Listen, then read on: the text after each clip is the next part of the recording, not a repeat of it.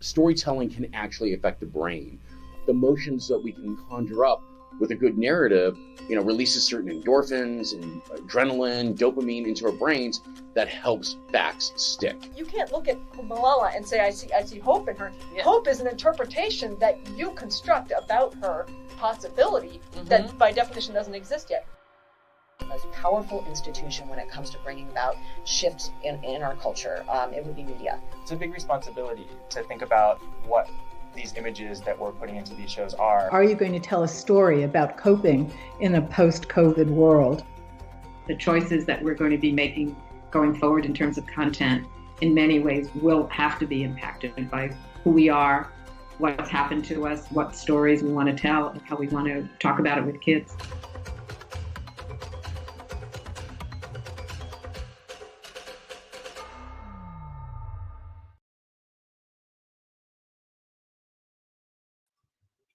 Welcome. Hello. Hi.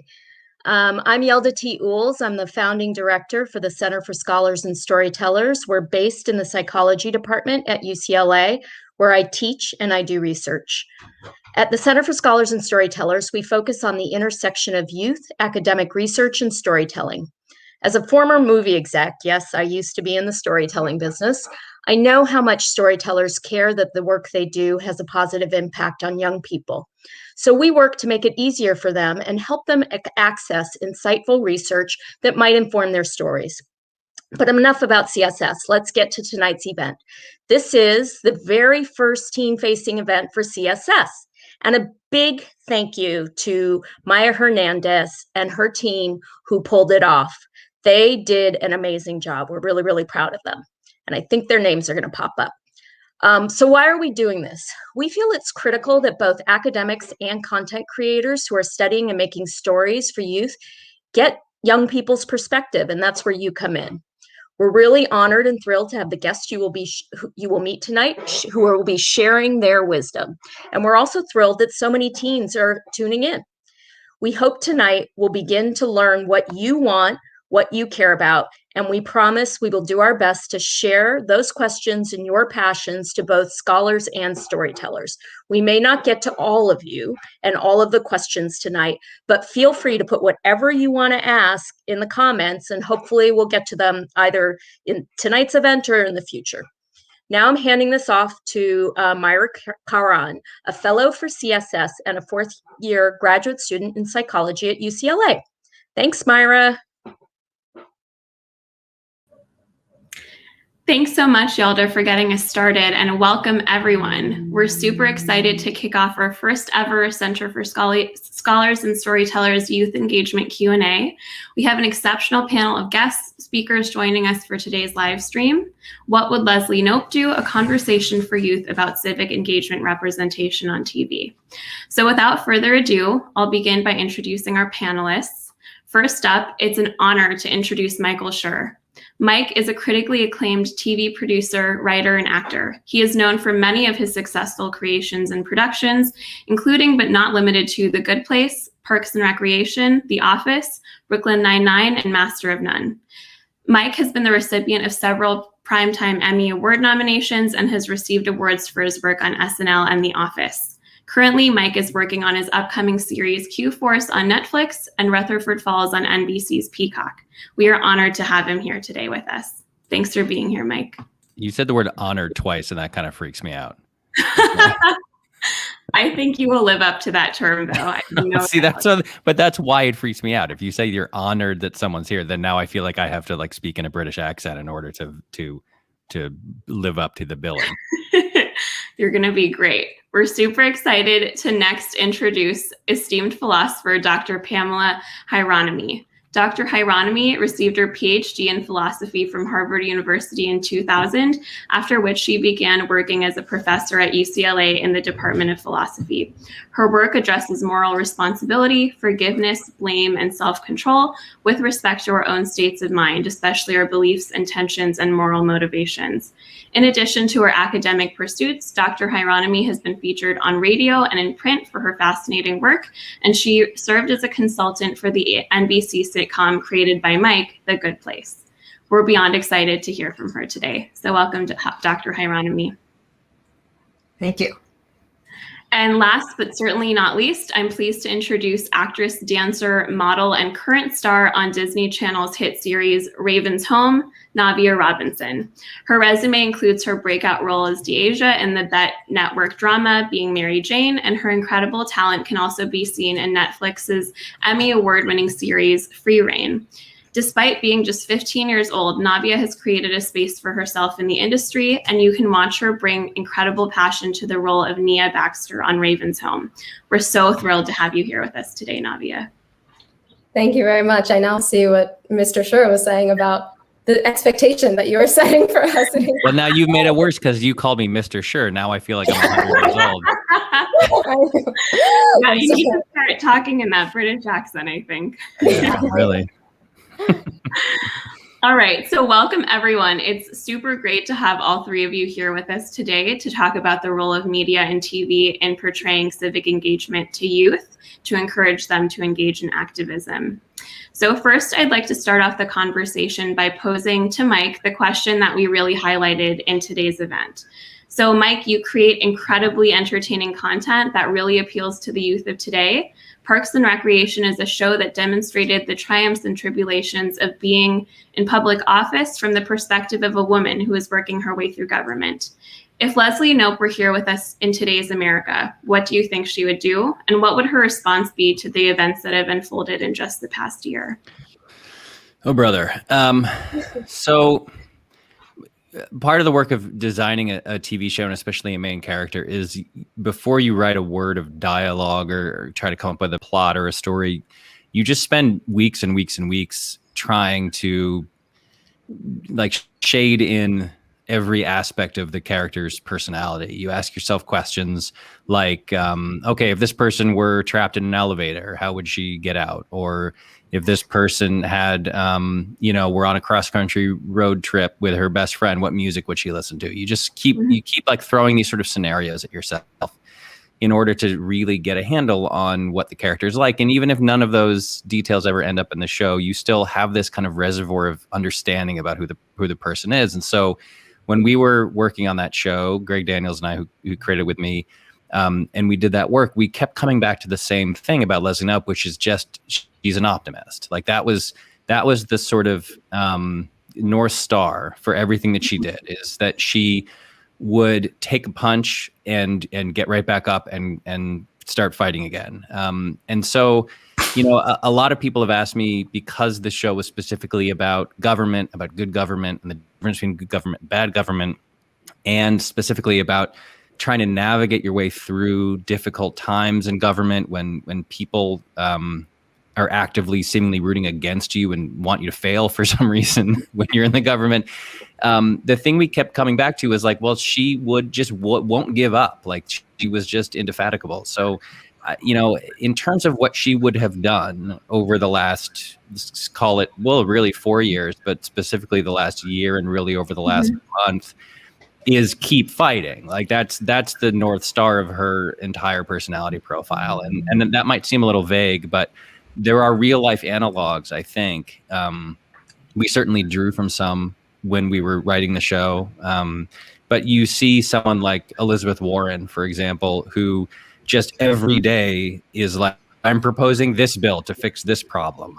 We're not going to let this slide, even though we're fighting on this front. We're still going to go after this problem. Like she has the things that she believes in, and she just fights for them all the time. And it doesn't matter what other people say or how much of a long shot some of the things that Senator Warren fights for.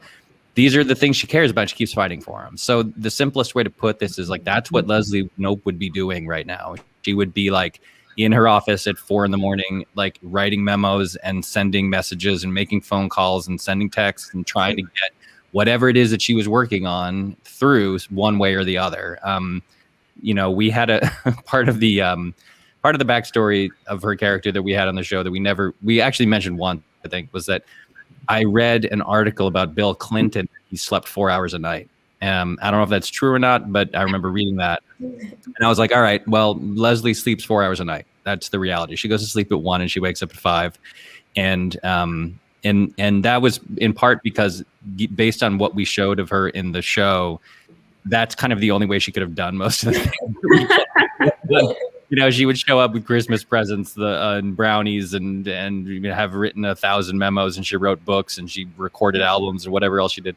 So that's what she would be doing. She would be doing the same things that we said she did on the show, which is just like fighting, working as hard as she possibly could to get her agenda through and in front of the right people so that it could get passed. That's really the only way to look at it, I think. Yeah, I really love what you said. It's really simple, but just keep fighting. And I feel like that's something you see throughout the entirety of the show. And I guess I wanted to sort of turn over the next question to Navia. So as the sole teen on this panel, and as someone who is often depicting characters that teens might be watching and learning from, it'd be really great to hear your perspective on the role of the media in encouraging youth to undertake civic engagement opportunities or to keep fighting. And I want to ask, have there been any roles or storylines that have really motivated you as a teenager to get more involved with your community? I think what was so great about like the children's programming that I watched when I was growing up, I'm still growing up, but when I was younger, was that the characters, and I think that's still true today, they were always just so ambitious and just so motivated. And I think even if their motivations weren't specific to activism, it was always about something. And they always had a purpose, and they would always accomplish it, and there would be some bumps in the road, but it would happen. And I think being able to see that on TV, that philosophy that anything's possible, that kind of really inspires you. It definitely inspired me. I think there's certainly something else I was going to say along those lines, but I'm losing track now. But I think it's just, social media is super important, of course, when it comes to trying to get information from it. But I think it's really important that teens remember that they're only going to be effective in their activism when they're really passionate about something.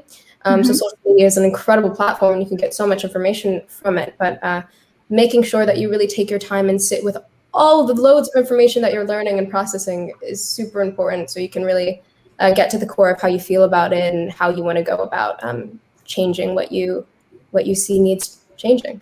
If that makes any sense. Yeah, definitely. Yeah.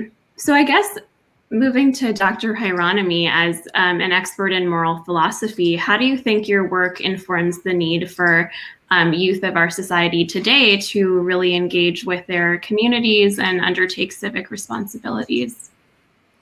It's a huge question. I think probably the quickest way to get to it is to focus on the philosophy that ended up at certain points in the spotlight on The Good Place, which is contractualism.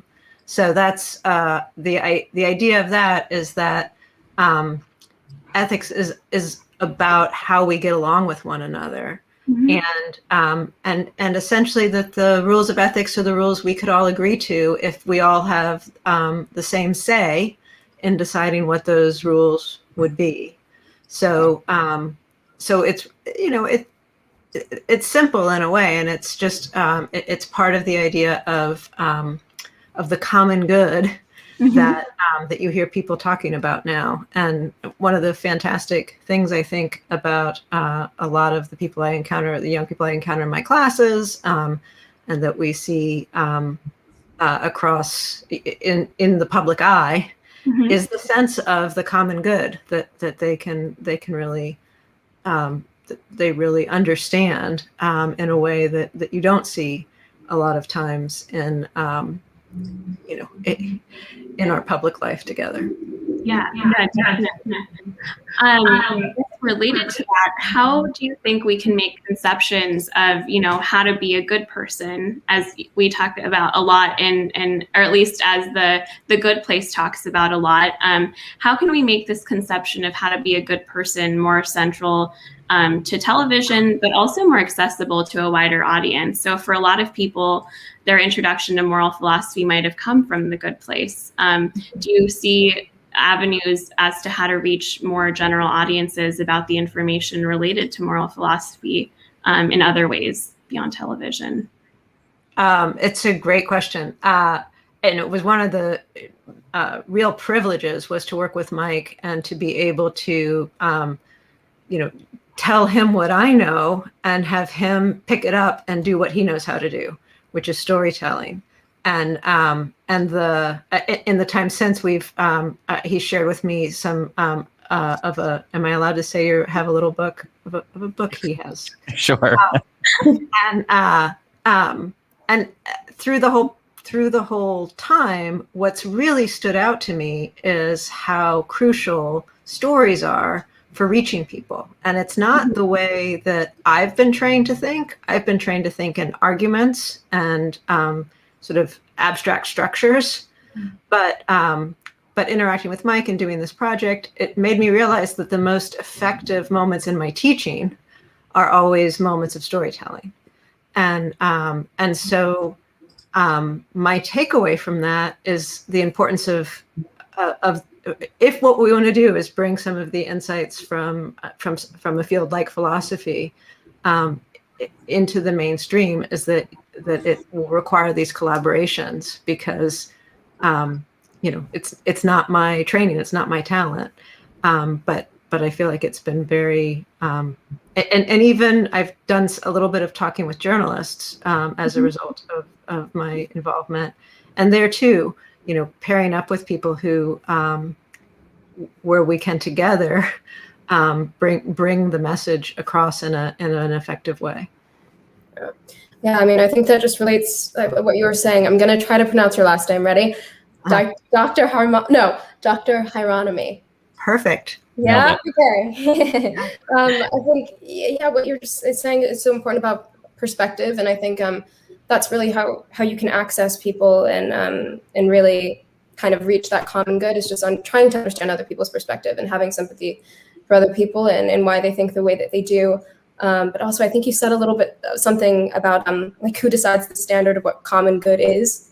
Mm-hmm. And that's a really great point too, because everybody has got a different definition of what common good is. And I think it definitely needs to be discussed more. Mm-hmm. You know what's funny too about what Pamela said a second ago about storytelling as a means of teaching philosophy is, if you read some of the sort of famous philosophical works, as I had to / was forced to do in order to write the show, if you've never read any of them, I'll try to explain the general feeling that you get from reading them.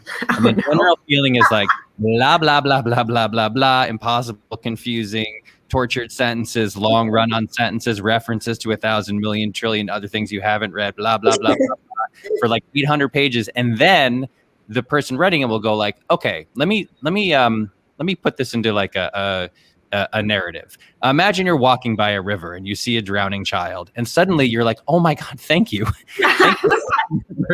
Because I didn't understand a single thing you've written for the last 800 pages. And suddenly you're just like, what if you're, like in the contractualism in the book, What We Owe to Each Other, that Pamela's mentor, Tim Scanlon, wrote. He only wrote it. He's not like, he wasn't writing this in the 17th century. The book came out in like 1999 or something. And it's very difficult to read. But at one point, every so often, he'll give you like a little story. And like the story will be, imagine there's a guy working at ESPN, and he falls behind a giant transistor thing, and he's getting zapped, and the question is like, do you shut down the broadcast of the sporting match that's being watched by all these people who will be sad if you shut it down in order to get him out, or do you just let him get fried? And when he does those things, or when any philosopher does those things, when he or she takes the lesson that he or she is trying to impart and puts it into the form of a story, it's essentially the only time that a layperson can really access the philosophy that he or she is discussing. And it's ironic, I think, that there haven't been more of these collaborations. I mean, every philosopher dating back to the pre-Socratic philosophers, to Plato, to Aristotle, to all the way through, with few exceptions, every single one of them has used stories as a way to illustrate what it was they were trying to get across. You know, in Kant's writing, he tells his own story about a murderer coming to your door to try to murder your brother, and whether you're allowed to lie to him. Mm-hmm. And that was in the 17th century or 18th century, I can't remember now. But the point is that it's interesting that there haven't been more of these kinds of collaborations to me, because philosophy is a very high barrier to entry. There's no more important discipline in the world, in my opinion. It's a group of people who for thousands of years have been sitting around trying to get people to like be better and to like do nicer things for each other. And yet it's essentially inaccessible to the great majority of the people on Earth because the writing can be so technical and so difficult to follow. So, I'm so happy that we did it. I really loved working on the show. And it was sort of surprising to me that no one had done it already, because I think it's a perfect delivery mechanism for very difficult ideas, to try to tell them narratively and to try to make them funny, and to try to take the heat off of the people who were trying to access them, and the pain and the anxiety of trying to follow those books that I experienced when I read them all, to just kind of like just take the temperature down and go like, look, we're going to tell you what this person meant or what this person thought mattered, but we're going to do it in a way that is narrative and enjoyable instead of like giving you a migraine. Right. Right. Well, and what was interesting about The Good Place is that you did it with moral philosophy, whereas I mean, there has been a kind of pairing of science fiction and philosophy. Right. So you can find like the Matrix and Minority Report, and you can find philosophical questions explored there. But And to your point, Star Trek, things like Star Trek, the old Star Trek did, yes. like if you watch those old episodes, they are straight up doing moral philosophy. Like they're doing, Spock's mantra was the needs of the many outweigh the needs of the few. Like he was a straight up utilitarian. Like and most of the plots they did were either allegories, direct political allegories to what was going on in the United States, specifically in Vietnam and elsewhere in the late 60s, or it was just moral philosophy. So yes, we're hardly the first show to ever do it. But also, science fiction and what you might call genre storytelling lends itself to kind of trafficking in moral philosophy more easily, because you're in this like crazy, outer space world, and this sort of, you're encountering other cultures and other planets, and you can invent whole societies that have their own rules and then have a kind of debate on the show about those rules. I mean, I think you would also say, by the way, that The Good Place was itself science fiction. Like it falls pretty relatable. Too. I mean, what you were talking about those circumstances that were described within like the philosophy books that you read, and I just remember there was a specific episode in The Good Place. It was super eye-opening to me. It was like the characters were in a train, and she had to decide whether or not she was going to run over. I mean, I'm explaining your own show to you, so you know what I'm talking about. Yeah, the trolley problem. Yeah. Yes, exactly. And whether or not you just don't know the context, and so you could run over, 5 people who were really bad people. You know what I'm talking about. Yes. Anyway, the trolley problem. Concepts that I would never understand otherwise. Being able to see them represented like that with characters who are so funny and who feel like real people. I mean, it makes me love TV that much more and love cinema that much more, because you're able to show these concepts that are actually important and put them into a format that's people can consume. And thank you guys for doing that, because you guys. Well, it's another. I'm glad you like that episode. It's another fun thing about narrative storytelling, and specifically comedy, is like when I've been now doing this for 25 years, and when I would read, there's a lot of philosophical thought experiments out there, and they're all really interesting and fun to chew on, and they're also deeply hilarious. Like the trolley problem is deeply hilarious. Like it's told it was written, the initial conception was a woman named Philippa Foot, who was writing actually about abortion in 1967, and it was then jumped on by another woman named Judith Thompson, who sort of added to it, and it's been discussed pretty continuously in academic circles for 50 years. But the initial conception is like, it's a very serious topic, and she's addressing it very seriously, but the actual problem is like, you're on a trolley, the brakes fail, ahead of you is 5 people who are going to be killed by the trolley. Do you pull the lever and only kill one person? That's a hilarious question to pose to someone. Like, it's so horrifying. And then as it got modified, it got funnier and funnier. It was like, well, what if you know one of the people? And it's like, well, that's so much worse. Like if you know one of the people, and now you're like, do I murder my friend or do I not? And then the famous version is there's a huge like weightlifter guy who's on a bridge above the tracks.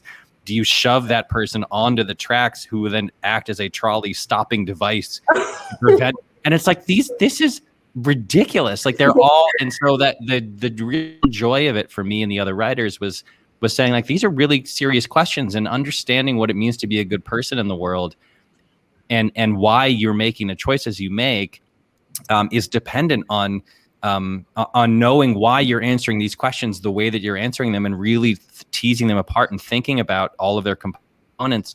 But also the questions themselves are hilarious. And so it was like we just felt like we had tapped into this huge, very rich vein of philosophical thought experiments, and we're able to then, mold them and conform them into something that was easily digestible by a person who didn't know anything about them. And that's sort of the dream,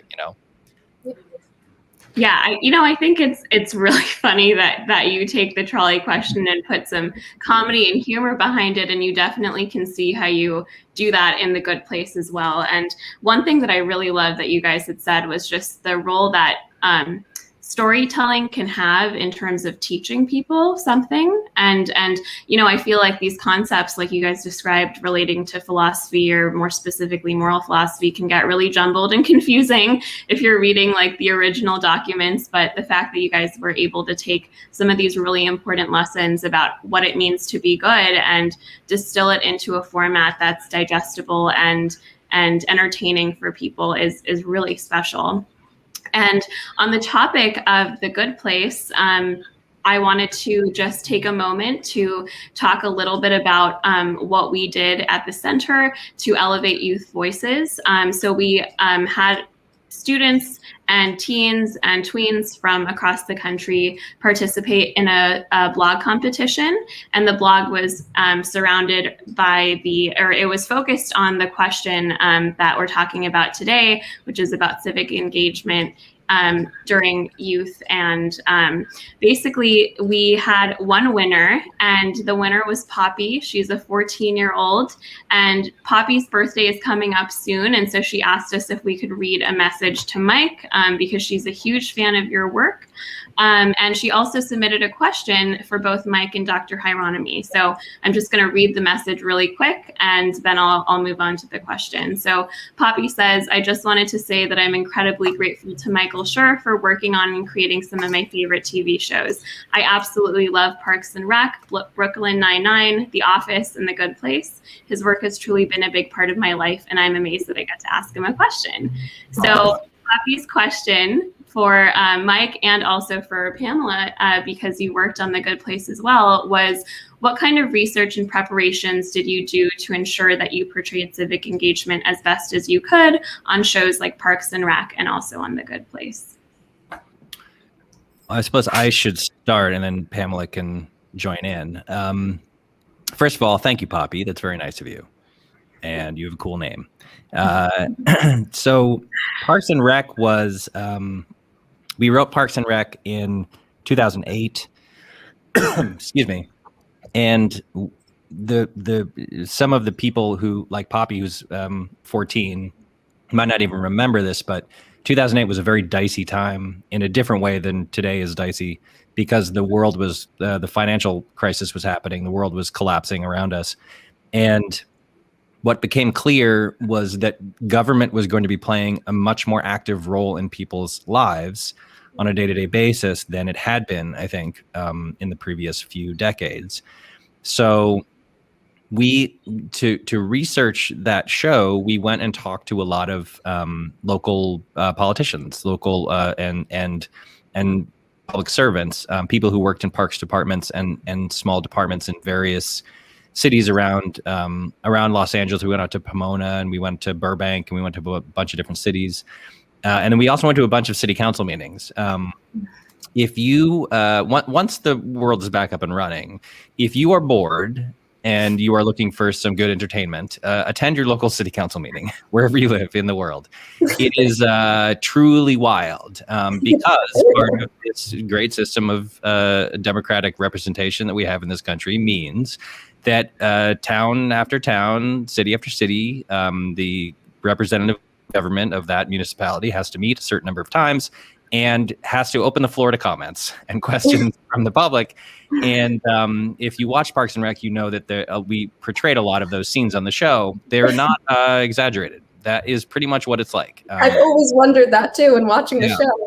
It is pretty wild, and there's something sort of beautiful about it, right? Because that is a wonderful aspect of it's what sets countries like America apart from countries like North Korea or Russia or something, which is you get to show up and yell at the people you put in office about whatever you want. You get some places it's 2 minutes, some places it's 5 minutes, but anyone who wants to yell and scream can show up and yell and scream about whatever you want to yell and scream about. So anyway, we did a lot of that. And then after that, it was just a question of like, paying attention to the news and really trying to follow at a microscopic level the ways in which local governments were affecting the lives of the people they represented in very tangible ways, not in abstract ways of like, during the financial crisis, it was like, we're going to pass a $800 billion loan out bailout program. And there's all this sort of abstract stuff. What we were interested in is like a person shows up and says, there's an intersection near my house. It's really dangerous. And I want you to put a stop sign up. And like, how do you do that? Like who gets involved and how hard is it to accomplish? The short answer is it's really hard to accomplish even the most simple thing. And that was doing all that research really helped inform us about how we wanted to portray the main character, Leslie Knope, which again, it was like, whatever the problem is, it doesn't matter how small it is. If this thing helps someone, I'm going to do it because that's the right thing to do as a public servant. So that was most of the research was just talking to people who have those jobs and then really closely following news stories and other aspects of the world to try to get story ideas and to really try to track the ebb and flow of the way that government was functioning, for better or worse. When it came to The Good Place, I had only taken a couple philosophy classes in college, and I realized pretty early on as I was developing the show that that I needed a bunch of people to help me. And so I figured it would be good if one of them were local. So I poked around on the UCLA website and I found a woman named Dr. Pamela Hieronymi who had written a lot about ethics and specifically had written a paper about trying to be a better person, which was the entire premise of the show, is that Eleanor Shellstrop was a bad person, or at least a mediocre one, and was going to try to become a better one. I didn't read the entire paper. If I had, I might have been discouraged because the conclusion of the paper appears to be that it's impossible to try to be a better person. and Pamela explained to me when we finally met up. But I asked her to have coffee with me, and she sat and explained very patiently why it's impossible to try to become a better person. And my heart sank as I realized I was not going to be able to actually write this show. And then eventually I was like, does any philosopher say that it's possible to try to become a better person? And she paused for a very long time. And she said, I guess sort of Aristotle. And I was like, great. That I got one philosopher who claims that the premise of my show isn't completely misinformed. But Pamela, the answer to the question about doing research, it aside from just reading a bunch of stuff myself, the answer is Pamela and another guy named Todd May, who Pamela came in. Navia mentioned the trolley problem. Pamela teaches the trolley problem.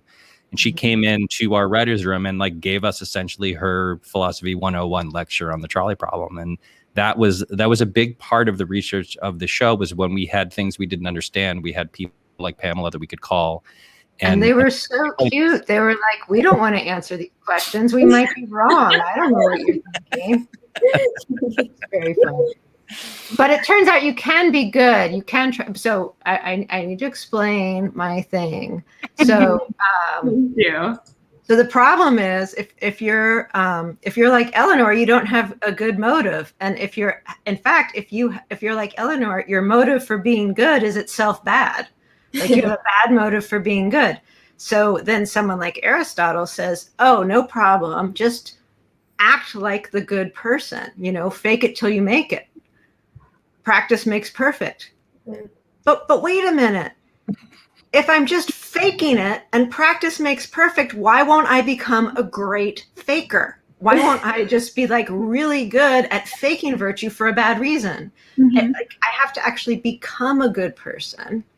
And then the point of the paper was that that involves what Navia said earlier. It involves like opening yourself up to other people's experiences and other people's ways of looking at things, and being willing to be changed by the things you encounter, which isn't a matter of trying, that's a matter of receiving or something like that. So that's the thought. And we did that day get into a sort of a semantic argument about what trying we meant. did, yeah. Because my point was like, I feel like that is trying. I feel like if we're all trying to be more like Navia is suggesting, which is to say more receptive to other people's worldviews and everything, that is a thing you have to try to do. You can't just snap your fingers and go like, all right, I'm open to your way of looking at the world. It requires practice and effort. And so I remember thinking like, I may be able to get off on a technicality here if I define the word trying differently than well, especially if you're going to follow Mike's very good advice and go to a city council meeting, you really need to try then. Yes, that sounds like a real recommendation for the youth. And by the way, it's a really good.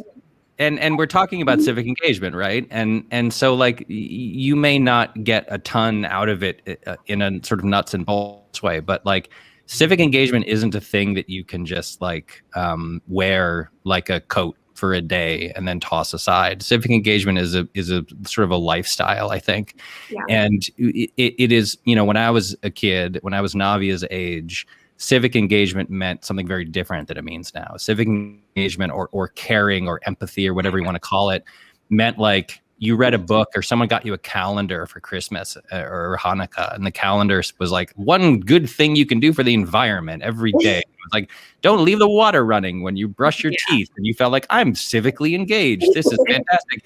And now civic engagement, now civic engagement is like, if we don't reduce the particulate matter in the atmosphere by 0.3 grams per cubic foot or whatever in the next 5 years, we're all going to die. And so the way that like kids are young people, I should say, not just kids, but younger people, the way that they understand civic engagement with everything from, you know, like the Parkland kids to Greta Thunberg to all of the people who are engaged, like they are capital E engaged, and they understand the world in ways that we never did or could have when we were their age. And that's what's really inspiring, is like if you can access their energy and their drive and their determination and kind of try to clarify for people young and old what it is that matters and how to go about trying to fix it. Like there is an enormous opportunity, I think, right now in the way there never has been before. Yeah, definitely. And you know, speaking of the youth and those that want to get involved, we had so many youth submit questions that they wanted to ask you guys today at the panel. So I want to move on to that portion since we're running out of time. I want to direct the first question over to Navia. So we got a question from an adolescent asking, how do you balance having a character be comedic while also having their efforts as an activist and change be taken seriously? That's such a great question, because it's a question that we deal with on set a lot, actually, and just a conversation that happens a lot between like the actors and the writers. Obviously, it's a Disney Channel show, it's kids programming, so we deal with a lot of censorship, and we have to be super sensitive about the way things are addressed, and there has to be a certain amount of jokes per page and yada, yada, yada. But at the end of the day, I think it's kind of our responsibility to evaluate where kids are now, or where people my age are now, and how much more aware we've become, and how I think we crave more knowledge than perhaps what some writers who are older would expect, you know? And I think it's about valuing the perspective of young people, not to toot my own horn, I guess, but of people who the shows are ultimately made for anyway. I think we just need to understand who our audience is and how we can get through to them. And usually that's through, as that question suggested, just kind of cutting straight to the chase and being honest when it comes to speaking about activism and progressiveness and all that stuff. Yeah, definitely.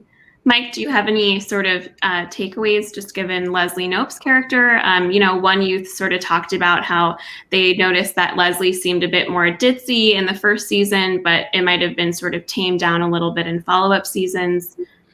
Yeah, I mean, my answer to this question would be strikingly similar to Navia's, I would say, because, you know, when you're writing a TV show, you have all of these, you know, things you've got to juggle. It's got to be, if it's a comedy, there have to be a certain number of jokes. It's got to be You have to break it up into 3 segments, each of which is 7 minutes long, roughly speaking. And there's all these kind of hurdles that are just going to the production. And so, you just have to be really committed to adding yet another hurdle willingly. And that hurdle is that the show needs to be about something and needs to matter and needs to have a point of view. And if you can do that, and if you don't try to think of that as like an add-on, if you just bake it into the central DNA of the show, then that just becomes like how you make this show, right? You make it with jokes, and you make it in this way, and make it with these actors, and it has to have a message, which is hard to do, but it's worth it if you can sort of pull it off.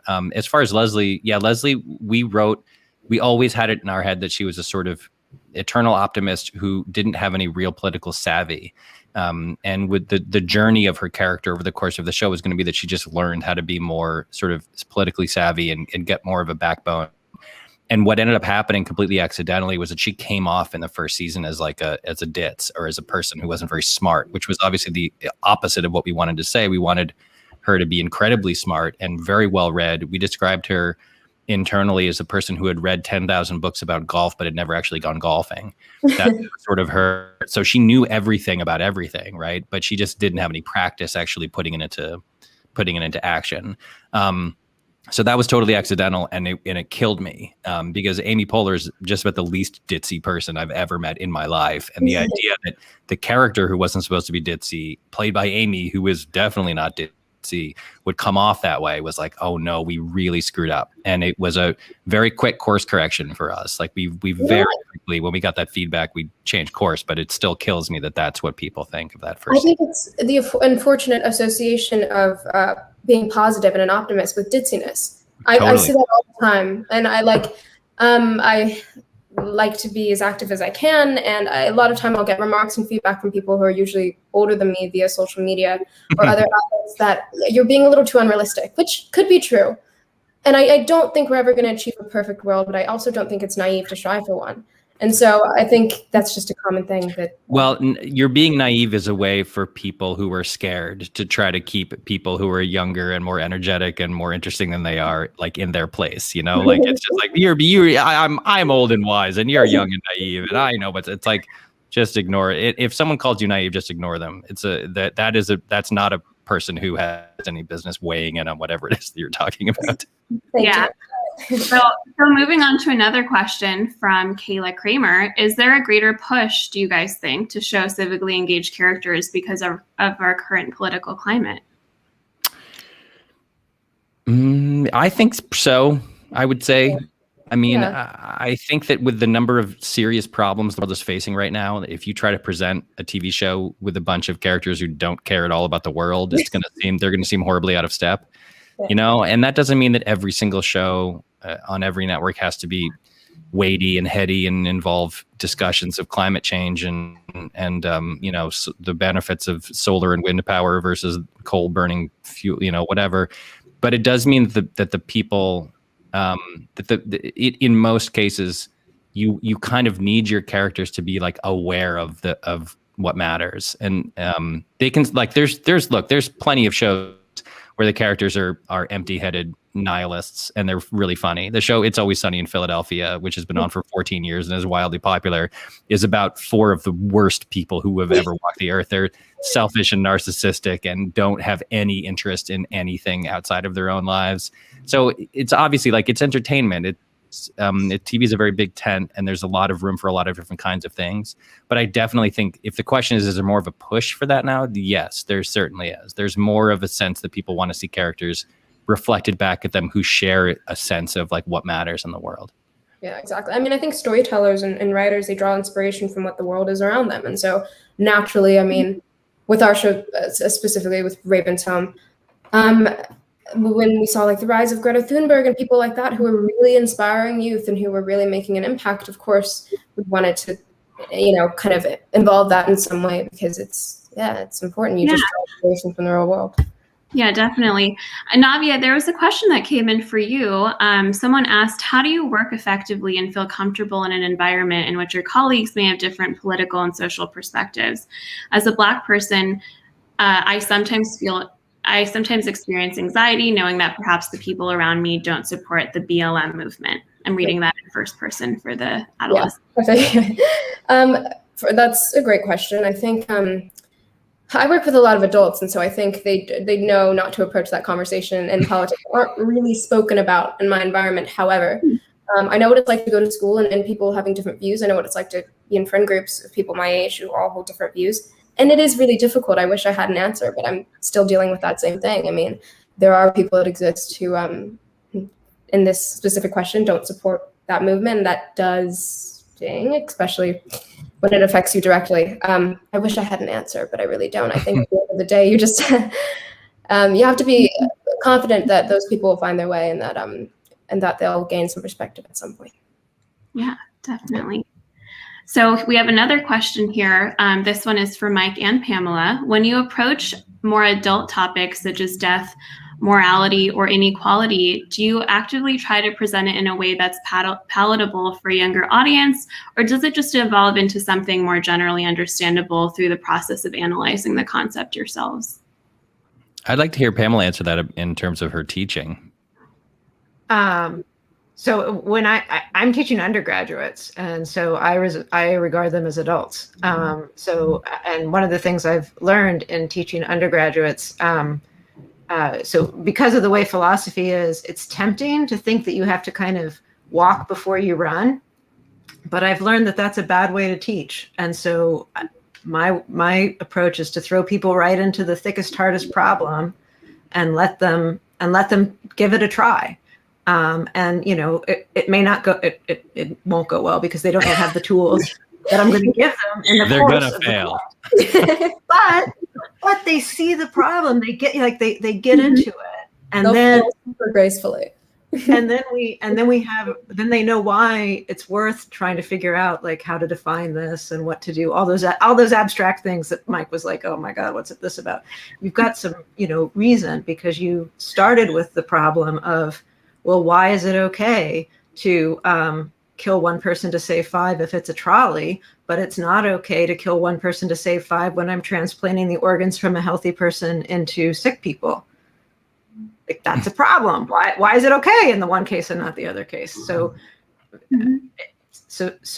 that's kind of a punt answer, but I don't try to change it at all. I just give it, and I think people would have to be really very young before I would feel uncomfortable bringing, the real problem to them. I did a 4-session Zoom class with my son. My son is 12, and I did like a little philosophy club where the kids watched the show, and then I would give them a couple episodes to watch, and then I would sort of talk about the philosophical ideas within the episodes. It was really fun. And so we did the trolley problem at one, and I walked through the trolley problem with them. And then I talked about the version where you're shoving a giant weightlifter off a bridge. And then I talked about the version where a doctor decides to kill one innocent person and harvest his organs and put them into the bodies of 5 other people. And after I explained that one, there was a beat. And then this one girl was like, this is really bleak. And I was like, yeah, yes, it is. It's very bleak. But they, they're 11 and 12-year-olds, and they were on board. They were like, okay, let's talk about this. I think that the only danger is underestimating the ability of people, even as young as 11 or 12, to kind of process and deal with these issues. Again, I think that kids right now are growing up where from the moment they were aware that there is a world, they understood that the world is existentially threatened by various things, and they've been forced to kind of internalize that. And so I didn't really dumb it down at all. I sort of was like, this is the deal. Here's what these people were talking about. Let's get into it. And they did not flinch. So, I think there are certain, it's obviously those things are a little cartoony. It's like you're on a trolley and you're going to smush people or whatever.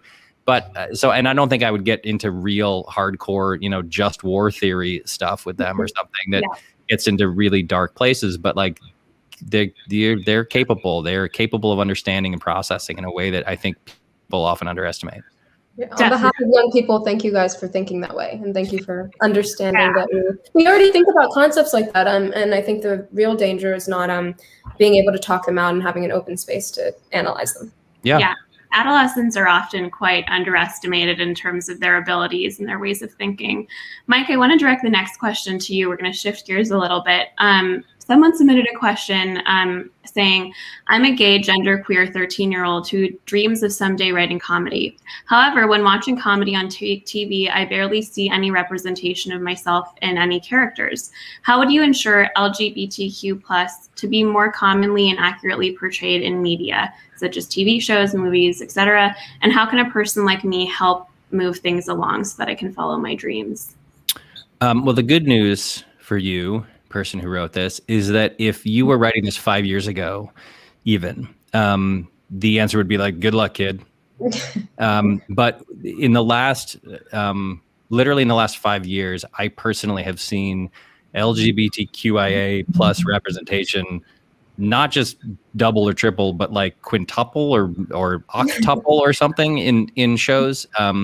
The new show I'm working on, Rutherford Falls, has a non-binary character who uses they them pronouns, and the character is played by a UCLA student, actually. Believe they go to UCLA, named Jessie Lee, who is non-binary in real life, and there is no big deal made of their status on the show. They are just allowed to be funny like everybody else, and that.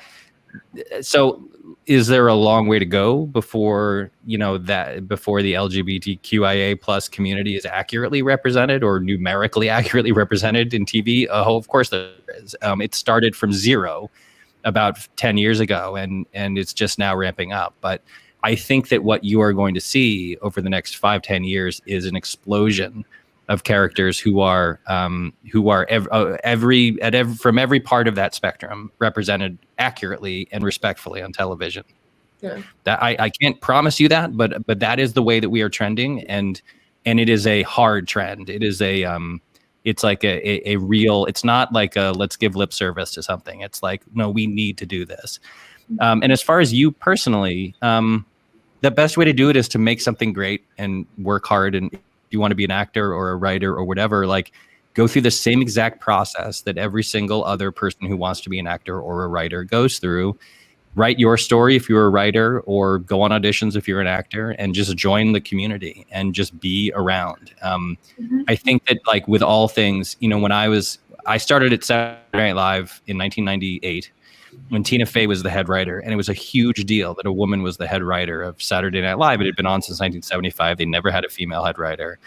And now, half of the writers in Hollywood are women, and a ton of showrunners are women, not nearly enough, but many, many more.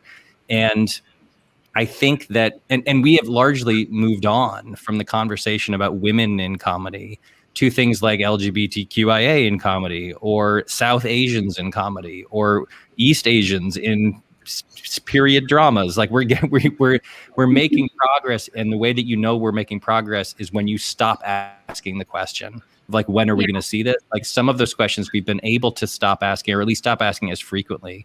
And that's the real progress. The real progress comes when it just is a thing that is happening and you don't have to ask the question anymore. So there's no way for you personally to like forward the movement, except to just do something great and be undeniably great, and make a show or make a movie or write something or act in something, and just become part of the fabric that's woven together in Hollywood.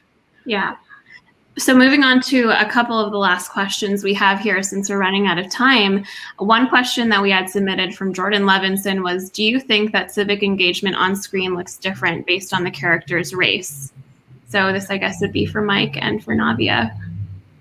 I think civic engagement is different based upon somebody's race in real life as well. And so I think maybe, TV reflects that.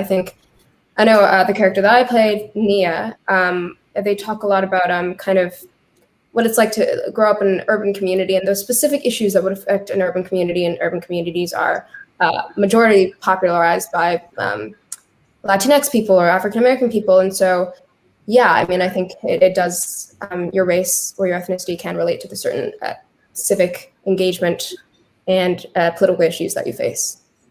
Yeah, I think it has to, right? I mean, the old way of talking about race was that people would brag about like not seeing race and being colorblind and stuff. And then it was only fairly recently that it was like, well, that's ignorant and stupid. Like you can't conflate everybody into one giant pile. And like, for example, on Brooklyn Nine-Nine, I haven't actively worked on Brooklyn Nine-Nine in a while. Dan Gore, who created it with me, runs that show, but they did an episode a couple years ago where Terry Cruz's character was racially profiled. He's a police officer, but he was in plain clothes, and another cop racially profiled him, and they used it as a way to talk about that issue. And part of what made it a really good story was that there wasn't one perspective, right? It wasn't like everyone rallied behind Terry in exactly the same way. In fact, Andre Braugher's character, his captain, had a totally different perspective on what he should do. And that perspective came from, look, I'm a gay black police captain. I know what happens if you report this guy.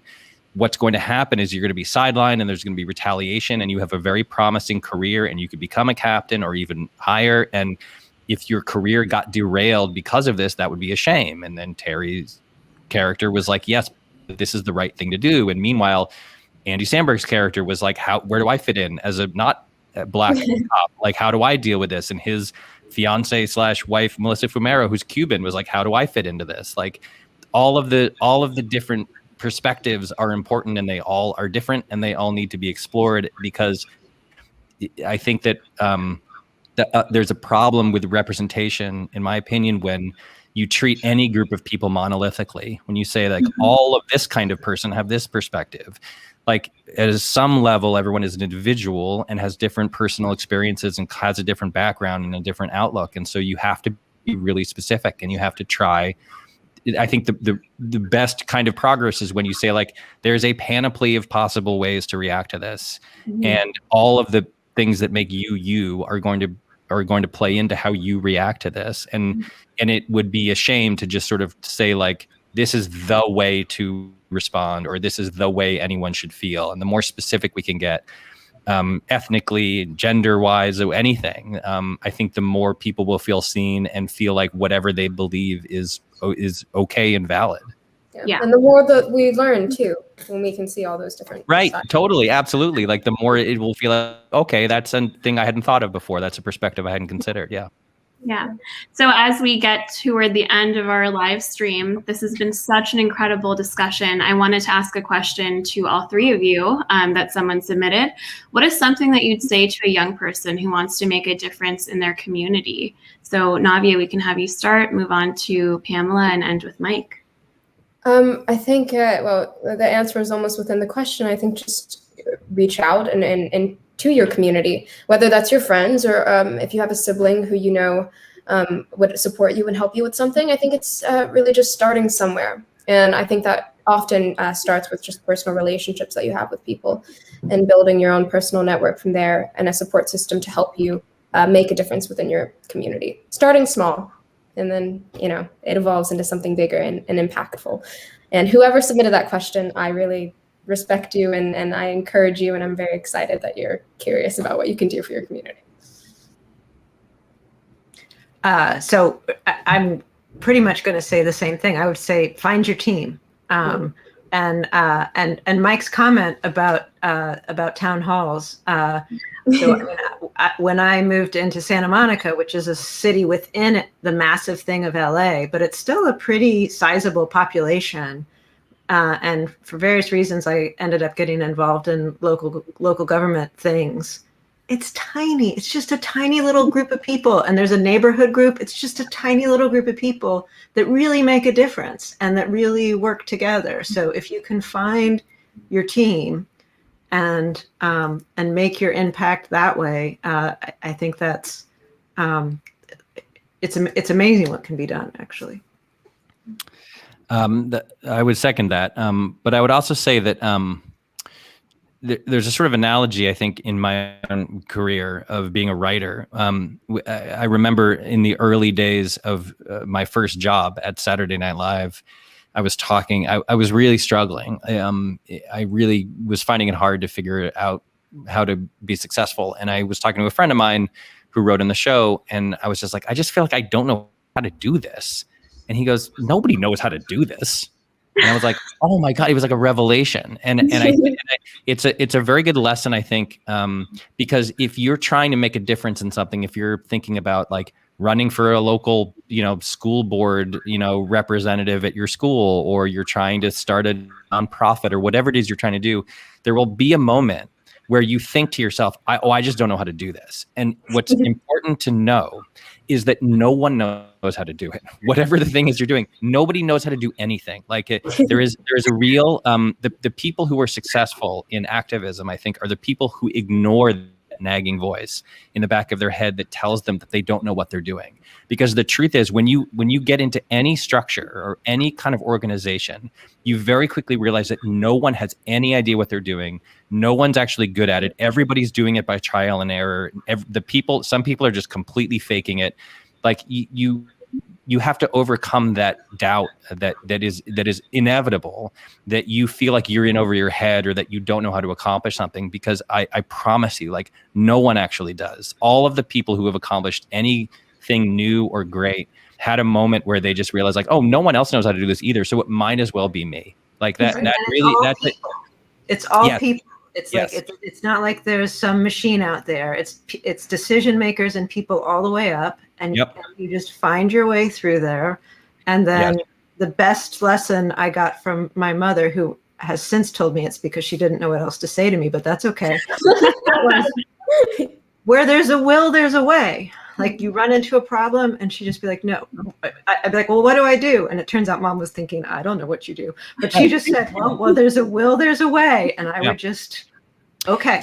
The way I think of it is like, you're constantly in a position where you feel like, oh, I didn't get the manual, like, or I missed orientation. Like, that's the feeling that you just like, somebody must have told me or all of us how to do this. And I just wasn't there that day. I was homesick from school when they handed out the manual, but there is no manual. There was no orientation. No one told anybody how to do it. And so the only question is, are you going to fight your way through it and just kind of like frump around and blow it a million times and then eventually figure out how to do whatever it is you're trying to do? Or are you going to give up?